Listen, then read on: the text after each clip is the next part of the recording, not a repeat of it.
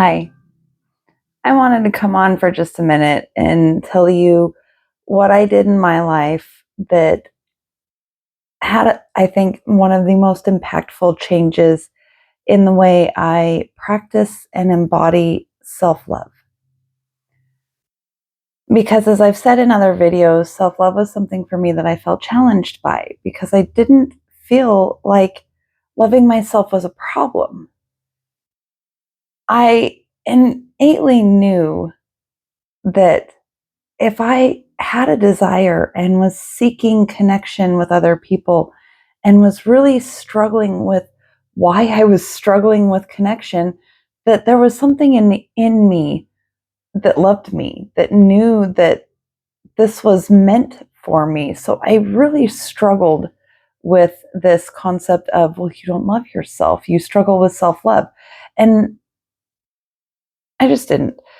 So what I did was I kind of had the realization that it wasn't that I loved myself that was the problem. It was how I was expressing that and how I was exploring it and how I was treating it.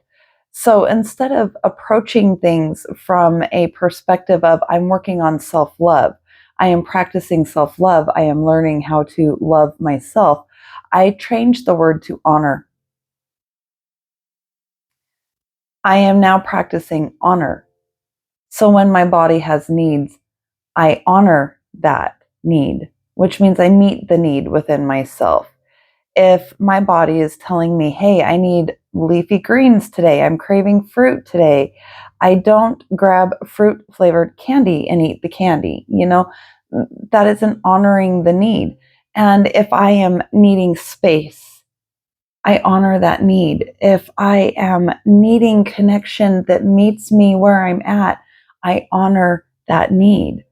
And so in my daily life, the thing that had the most impactful change on my ability to experience self love in a way that was authentic and genuine to me was to practice honor. And this has rippled out into my relationships as well, because now I also act in honor towards those relationships, which means I practice healthy boundaries. I communicate my needs with other people to the best of my ability. I'm not always the greatest at knowing what I need in a moment. And if that is true, then I say that, right? Like, I a few days ago, I was dealing with an intense amount of grief because I am finally in a position in a place where I am safe enough and loved enough that my body could release that. I didn't know what was going on. I didn't know how it was going to play out. So I communicated that. Like with my dad, I said, "Hey, I am having a really hard time right now." And then I did the things for myself that I needed to do to take care of myself so that I wasn't being an extra burden or putting more on him from a place of not being able to meet my own needs, that codependency. I didn't ask him to regulate for me. He regulated with me because I was able to communicate what my needs were. And to the best of my ability, I listen and I do the same towards others. So I just wanted to share that with you and express that with you, how the self love is really a journey of honor, integrity, dignity, these things. Okay, so love isn't the problem, it is the other values that are our expression of love that are a challenge because we have lost touch with these principles and these values. Like, how many times when you're interacting with other people do you use the word honor, integrity, dignity, valor?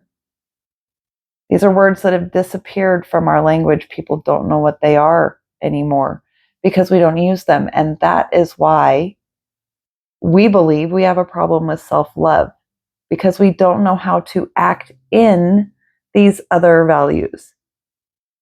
They have been lost to us, and they're increasingly becoming lost to us the more we avoid these conversations, the more that we avoid accountability to ourselves, right? Like when I am not in my best, when I am dysregulated, when I am behaving poorly, I have to own that with myself and say, hey, you know what? I did this. I slipped up. I made a mistake. I had a bad day. I wasn't, on my best. I wasn't the funnest person to be around. I have to own those things with myself. And that is how I honor my experience, is just by not lying to myself about what I am doing, what is happening to and around me, and how my body is processing all of this. I have developed a very intimate relationship with my body. And it might not look like everybody else's, but I honor my experience because this is my experience.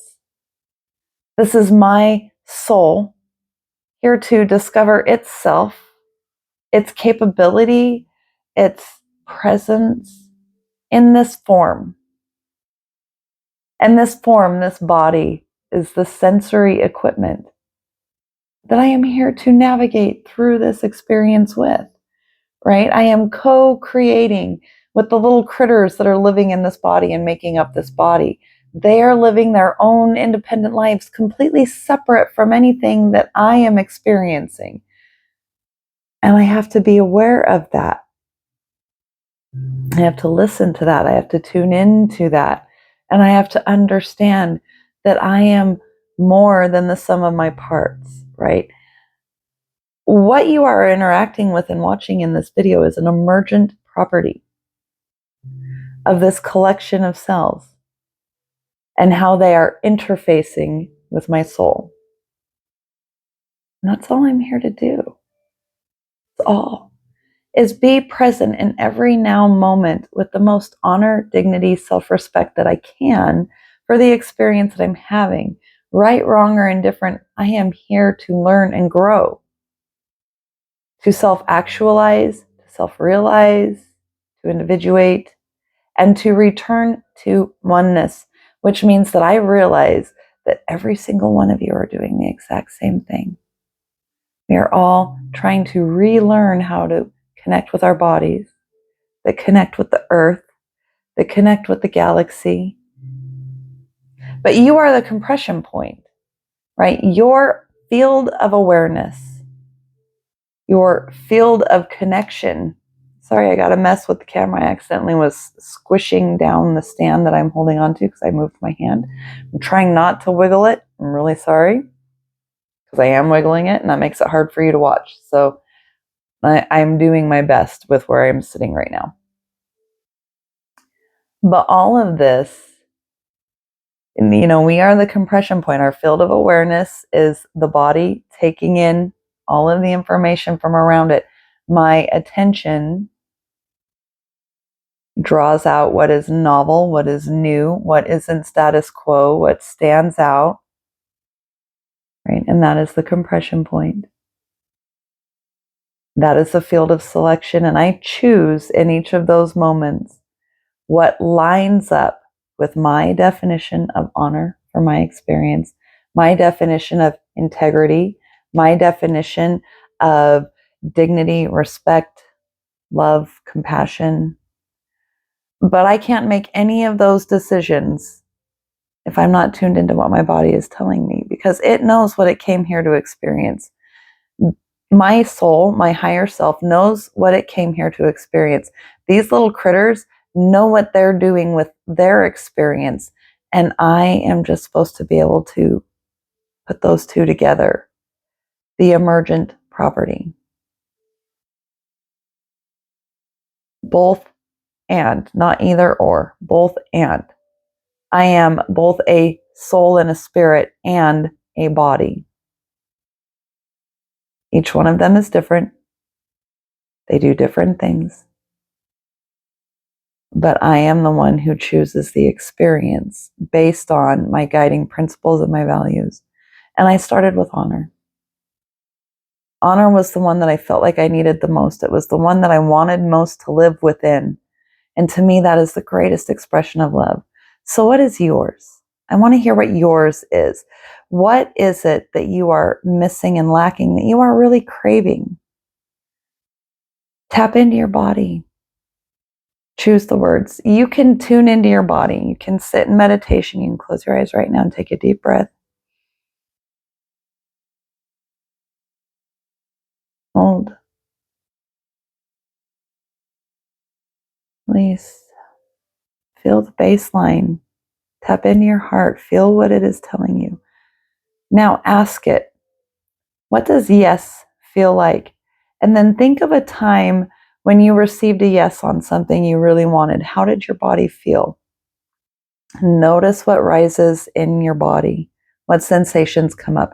That is how your body tells you yes. You can do the same thing with no. You can hold the breath. Think of a time when you have received a no as an answer to something and what that felt like in your body, and then pay attention to your body's signals. That is your cue. And now go through your values and apply them and say, is honor what I am needing to work on right now? Is integrity what I am needing to work on right now? And feel that yes or feel that no. And then try and live that. Keep it in the forefront of your brain for the next week and see how that changes your experience, right? I have offered before to change the word obligation to invitation. So invite your body into the conversation. Say, how do I honor myself in this moment? And then tap into your breath. Listen to your body and hear the knowing that comes up. Remember that your intuition speaks in statements. It knows. Your spirit and your soul and your body both know. So anything that comes up as a question or a doubt or a criticism, a challenge, resistance, fear-based, those are your ego. That is your survival patterns, and they're not wrong. They're just trying to keep you alive. You want to take them into consideration because they are what keeps us from jumping off cliffs, right? So you take it into consideration, and then you go, okay, is this a risk that I can take, a calculated risk? Because your soul is going to drive you towards what it came here to do. In all ways, all things. You can never be off of your path because you are the path. The path is you. Okay? The path is you. That's why I named my school community The Path of You. Your purpose is to live now purposefully. And this is how you do that. So for the next week, I challenge you, I invite you to find a value word like honor, integrity, to use that to help you increase your ability to express love in your life. Because when you're living in your values, you are loving yourself. Use that to express love in your life towards yourself and others for a week and see how it changes things. And then you can practice another one. But your body will tell you. Have to tap in and learn to listen. And if you want tools and tips and tricks on how to do that, if you want practice, practical, simple, I remove all of the spiritual code words. I remove all of the fancy fluff language. That we're not going to practice Tantra in here. There are all of those things out there.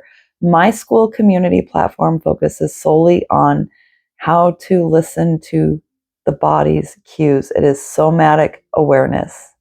So if you want to learn how to have the communication with your little critters that you are navigating through this experience, because you have a larger perspective than they do, you are responsible for them. You want to learn how to communicate with them. I have a school community. The info is in my YouTube profile, right on the bio page.